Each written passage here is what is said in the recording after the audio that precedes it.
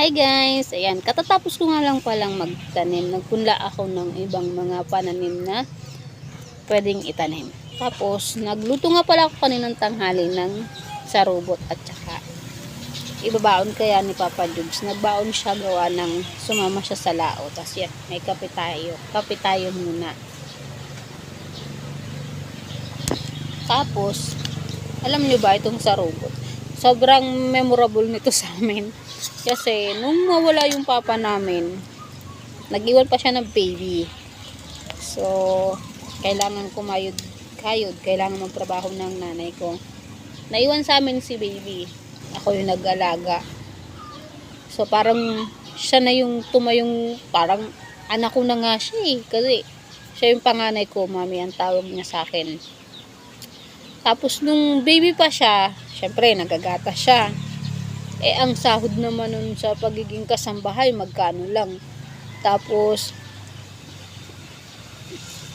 ilan kami? Nagatas pa yung maliliit pa yung mga kapatid ko. 2009, 2010, ayan. Lumabas na ang amin si Baby Deo. Tapos, sobrang tipid namin at sobrang wala din naman talaga kami gipit na gipit. Ito yung aming saging. May almusal, tanghalian. Tapos sa gabi na lang kami kakain ng kanin. Pag may kanin.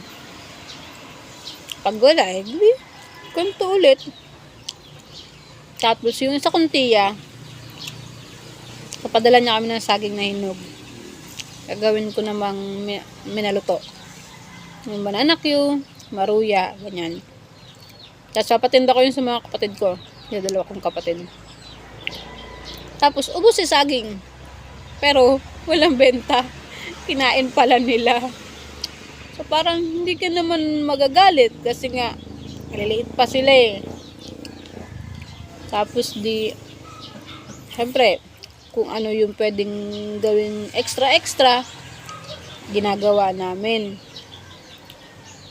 So, parang ngayon, natatawa na lang kami kasi sobrang, ganun pala talaga ang hirap ng buhay namin noon. Na kailangan naming lumaban, kailangan naming i-survive hanggang sa tumigil. Ang labanan kasi dati noon, kaya na ako nakatapos. Titigil si isa, papasok si isa, kasi madami kami. Tapos, pag tumigil si isa, magtatrabaho. Yung isa naman ang papasok. Tapos, yung amin lalaki, si Kuya Amboy, sipag talaga yan siya. Lahat talaga, niya trabaho. Andiyan, mangunguha siya ng bao ng nyog dyan sa tabing dagat, tapos uulingin niya, babalot-balotin yun, tinda. Tapos ang gamit naman namin, kahoy. Tapos mananalubungan siya, pang ulam namin. Sobrang hirap talaga nun. Hirap mawalan ng magulang. Kahit pa sabihin mong isa lang, sobrang hirap. Kasi pag nawala yung isa, kailangan magtrabaho ng isa. So ako, bilang pangalawa sa panganay, sa akin naka-shoulder lahat yung mga kapatid ko. Ako yung magbabantay. Then, yun yung isa sa hiling nung tatay namin bago siya mawala.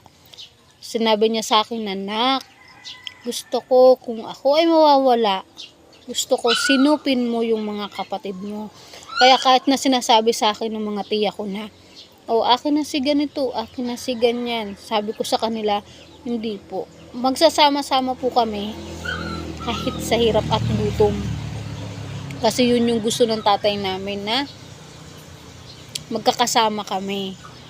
Kahit mahirap, pero naitatawid namin. At ayun, ngayon nga, yung aming bunso na yun ay 14 years old na.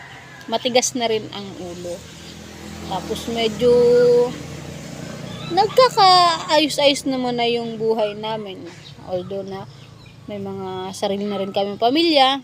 2 na lang yung wala. Sa 8, 6 na kami may mga sariling pamilya. Yung isa, siya na yung provider sa amin. Yung nasa ibang bansa. Tapos, yun, pag nababalik tanaw, nababalik kwento. Natatawa na lang kami kasi mga ganun mga ano kasi mga bata pa, mga hindi pa alam. Andiyan na pag Sabado at Linggo, nasa ilog kami, naglalaba. Sobrang masaya kasi doon namin na ano na kung paano lumaban sa agos ng o sa hamon ng panahon. Yung kung paano mo papaglampasan ng sama-sama kayo. Sobrang hirap, inip sa magulang. Kaya nung nagiging kaya-kaya na namin, medyo kinakaya namin na pag may birthday ng magulang namin, birthday ni Mudra, kinakaya namin na kung pwedeng umuwi. Yung mga ganung sitwasyon. Kaya sobrang memorable sa amin itong saging. Panama pa nun, wala pa kaming sagingan. Nanghihingi lang kami sa lola namin, sa tiya namin, sa mga kaibigan. Pero saya. Masayang mahirap. So, yun lang. Bye!